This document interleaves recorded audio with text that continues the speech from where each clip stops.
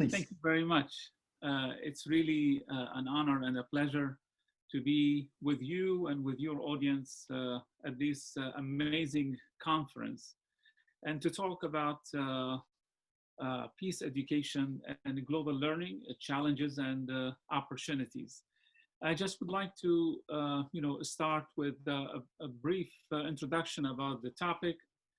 For Muslims, as you know, peace is not only the literal meaning of the word Islam, which means peace, and that's why we greet each other with peace. But peace education is also an essential part of its theology. The huge transformation from the 19th into the 20th century, which witnessed two world wars that claimed more than 100 million people, followed by a Cold War and the regional conflicts for decades and decades, created a new reality. But unfortunately, peace education was muddied between the concept of justice or just resistance for a just peace and between terrorism. From my experience, one of the main challenges and the challenging factors that prevented the growth of peace education was the lack of cultural exchange programs within religious institutions. And these programs would have had introduced the participants and the students to the importance of learning about peace education with the other, who are different from them. Many opportunities have been lost due to mutual ignorance, suspicion, fear, and the lingering negative of historic memories between the East and the West. But for me, personally, living in a multicultural society like in the US and seeing diversity and pluralism and becoming the characteristics of the 21st century pushes us and gives us no option and no choice to create practical training programs for clergy and those who are studying Sharia.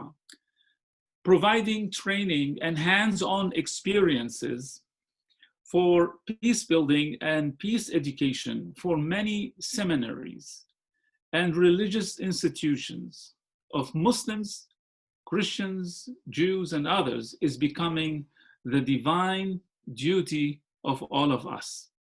So I just would like also to say, before I show my, just a slide of different projects, that my research and my work really is based since 2004 on the following: traveling and interacting with Muslim communities in 45 countries in North America, Europe, Africa, and the Middle East, as well as all over Asia.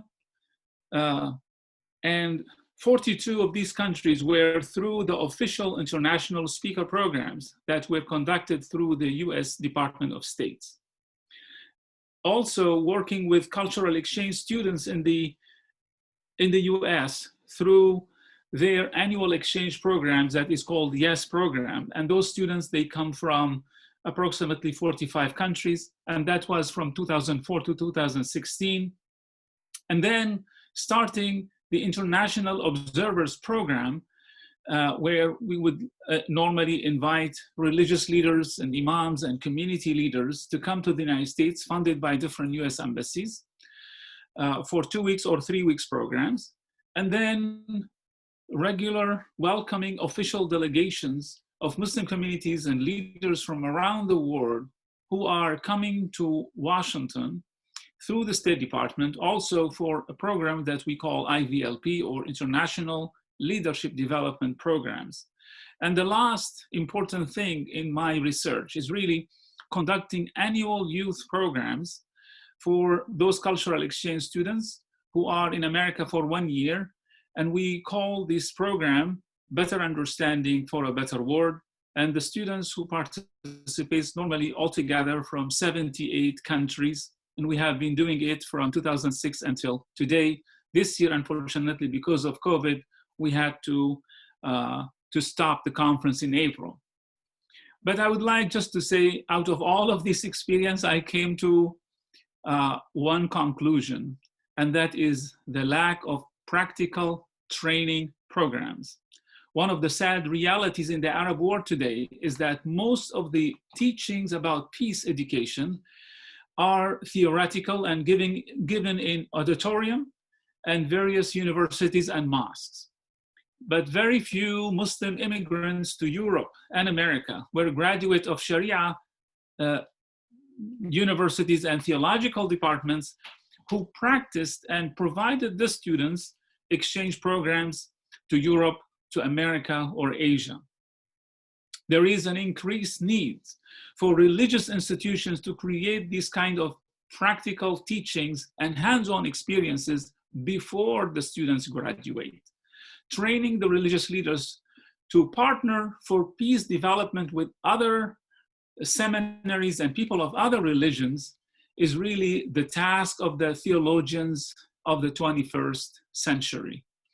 The fast pace of the 21st century has highlighted that many curricula of Muslim institutions lack the reforms necessary for the 21st century, and also to step into a globalized world of many, and understanding the many different interests of global powers and regional powers, where unfortunately these Muslim communities sometimes are used to achieve the interest of these global and regional powers. So I have seen these kind of challenges, that there is a lack of English speaking language or local languages of the countries where those imams and these religious leaders migrated to. And also I have seen the same problems of many Christian seminaries do not teach enough about the other from the proper sources. It is not helpful to talk only about the negative actions and grievances of the past.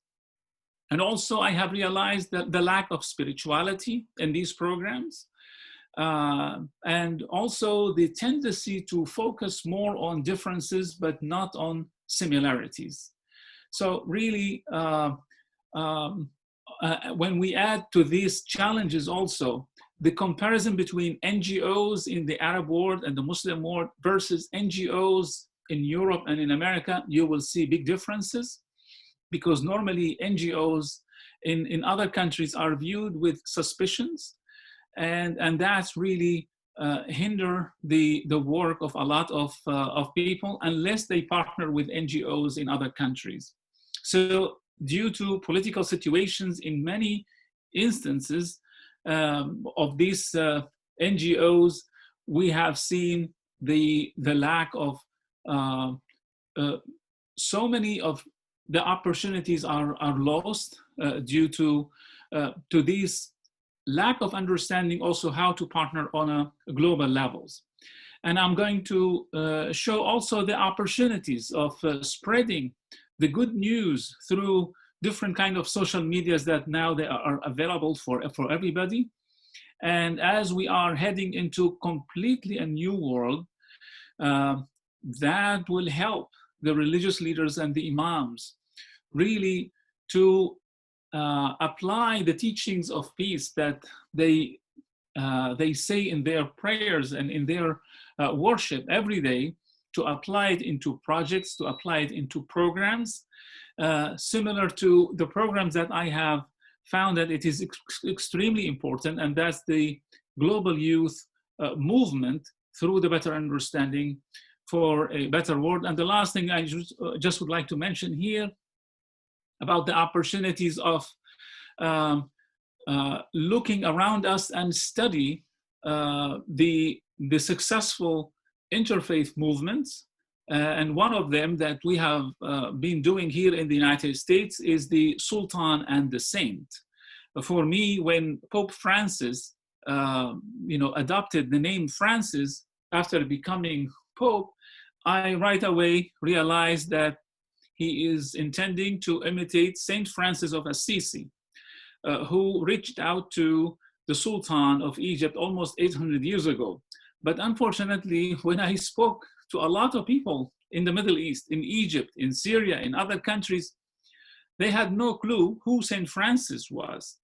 So I just wanted to mention that I adopted these methods of St. Francis and the Sultan as one of these samples for interfaith and peace building efforts. So with that, I just would like to go quickly to my PowerPoint, if I was able to get it up and going.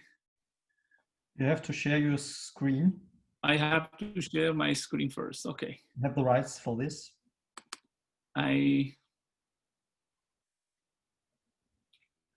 clicked on, okay, share screen. I guess, okay. You can see it now. Now you can see it. Okay. Have 10 minutes left. 10 minutes. Okay, please carry on. Okay.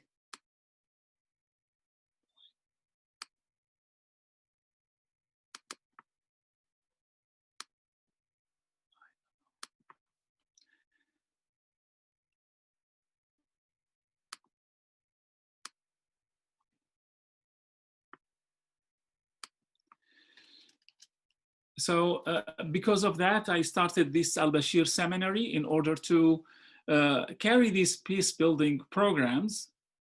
And of course, we focus as Civilizations Exchange and Cooperation Foundations on these previous civilizations and what are the lessons for us to learn from these previous civilizations. I just would like to go quickly, since we have only 10 minutes, to these important training programs that I'm trying right now to even share with communities in Europe, communities in Southeast Asia, by creating those kind of regional programs. I call the program International Observer Program. Those who come to us to the United States and meet with different seminaries, different institutions, and then for us to follow up and visit back with them, and especially with Al-Azhar. Those are all graduates of Al-Azhar, because Al-Azhar is a partner with us. They have been sending these delegations since 2011 until now. And then we had these imams trainings in Europe since 2012 through the US Embassy in Brussels, this one in Belgium, and also this important outreach and training for clergy who also traveled with us, like in this one to Morocco in 2014, and we have another one coming up to Indonesia. And then the importance of peace building by reaching out to law enforcement and helping the imams how to build bridges to reach out, using the what we call the public diplomacy tool, and partnering between the religious and the secular in this program in Italy.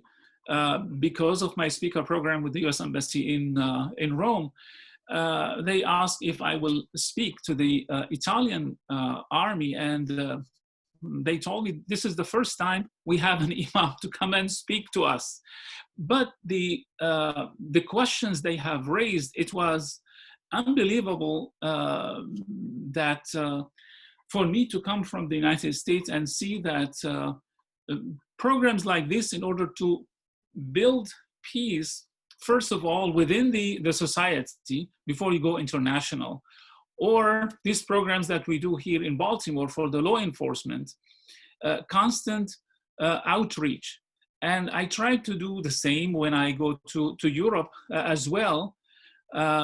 Like here, the training and I have that we have done through the the speaker program with the U.S. Embassy in Brussels, to the U.S. to the law enforcement in Brussels, and this one in Mechelen, and this police officer, the one in blue. I have the whole video telling me about the issues that he is facing that there is no interaction between the imams and the law enforcement. I mean, enough interaction. Maybe in other European countries, like in Holland, I have seen also the big difference, about that. Or, excuse me, the program that is coming up, this is only like 2 weeks ago, right now because of COVID. So we are focusing more also in the United States. I mean, after the Black Lives Matter issues and the potential problems after the election here in the United States. But these issues might also, expand to Europe and other places. So these kind of training programs and outreach and empowering the communities, like this one in East Africa, in Uganda, and Kenya and Tanzania, a lot of these imams, again, they will tell me, we have never had these opportunities to understand the other societies. And of course, some of these people are ending up immigrants in Europe or in the United States. And it will take them a lot of time to understand the society. I mean, for me to do these programs, it took me, first of all, 10 years in America to understand the society, because nobody gave me training how to interact on all kind of levels, on the state level, the federal level, and then going outside the United States to Africa, to Asia, and try to align some of these programs with other existing opportunities. Again, for us, in the United States, each embassy, they have cultural missions and they have public diplomacy programs. So again, based on these public diplomacy programs, we started inviting imams from other countries to the United States to see the situation of Muslims in America, like in this picture, and partnership with the Supreme Court, and to understand the relation between Sharia law and the American Constitution. The same thing when I was making research also about Sharia law and the German Constitution, you will see a lot of similarities. But again, the lack of these kind of subjects in the curriculums, that if you are an immigrant in Germany, if you are an immigrant in France, if you are an immigrant in Netherlands or wherever, your role is to imitate the position of Prophet Muhammad when he migrated from Mecca to Medina. He improved Medina. Not only that, even when he died, he was buried in Medina. And until now, 1400 years after the death of the Prophet, still the people of Medina are benefiting from the immigration of the Prophet to Medina. People have to understand that for me, wherever I go, this is home, and I have to improve and empower the society on different peaceful projects in order to grow all together. But again, these programs, and a lot, like in this instance, a lot of students from Al-Azhar, they will say, this was the first time for us to have this kind of experience and visit all over the United States and see the society, because there is a big difference between America from overseas and America from inside. America's of foreign policy and America of the American people and their support for immigrants and their support for all kind of programs that intend to improve the entire society. So this is, again, the programs in Central Asia and in Kyrgyzstan, as well as in Kazakhstan, or these programs that on the right, the Better Understanding for a Better World, and the conferences that we have been doing, be showing it in a minute. This is the delegation who came from Belgium, and to have seminars in our office on the left, how we do interact with people from the law enforcement, all kind of law enforcement, as well as all kind of interfaith and the different segment of the Muslim society who are living in the United States. Another part of the training is also to go to Sunday service and understand what does it mean to be in a church and listen to their sermon. Because a lot of imams, again, they tell me, we have never attended and analyzed the service from inside, because the Quran is telling us how to coexist and how to interact with our neighbors, whether they are Muslims or non-Muslims. And quickly, this is the the conference that we have done for European imams in Morocco just 2 years ago. And now we are following up with them all the time, even until last week, who came from those 5 countries: France, Belgium, Holland, Italy, and Spain. The other thing, I have seen the importance of partnership between these NGOs in those countries and the American NGOs. Again, due to the circumstances with us here in the United States, again, this is just a sample of our also training programs in Kazakhstan, who also tell us we didn't have this opportunity. So keep in mind, those countries of the old Soviet Union, they didn't have a chance to have these kind of exchange programs, practical programs, and hand-on experiences. The last thing I would like to focus on is really reaching out to global youth, and how to, especially in Europe or in the United States, how you reach out and partner with these youth and help them to have intercultural and interreligious understanding. In these conferences, which is 5 days, one day, we take them to a church, to a synagogue, and to a mosque in order to see the differences. In another day, about cultural diversity and how you create a better leadership by understanding this cultural diversity and religious diversity for your business in the future, and how to grow to be a successful entrepreneur when you have that kind of respect. And this is just a sample of how the students themselves, when they go back home, they apply for grants, and we teach them how to apply also for small US embassies or the European embassies or World Bank or different NGOs to do the same thing. And this is one of these pictures in Disney. And this is the BUBW that is coming up in Europe, that we postponed from 2020 to 2021 between France, Belgium, and Holland. And the last thing is about the interfaith and the Sultan and the Saint initiatives. And in the last 1 minute, I just would like to say that I was fortunate to be invited to the signing ceremony of the Human Fraternity document. Unfortunately, today, a lot of Islamic institutions, they don't teach about the Human Fraternity document.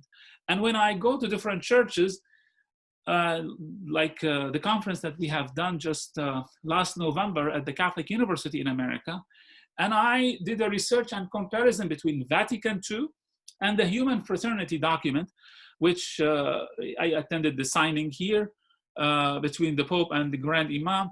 But again, in order to talk about peace building, you really need to combine between outreach to the law enforcement, outreach to places of worship of different religions, and also within the Muslim community, you have to help the youth and the imams and the community leaders to understand about diversity within Quran and how to interpret these verses in the 21st century, in 2020 and 2021, in light of the tone that we hear in Washington, and in light of the echo we hear also in Europe that is trying to respond to that kind of tone that sometimes is really dangerous. But when it is dangerous for all of us. And the only way forward I see is with this kind of collaboration and hands-on experiences for all communities, Muslims, Christians, Jews, and others. And I look forward for the discussion. Thank you very much.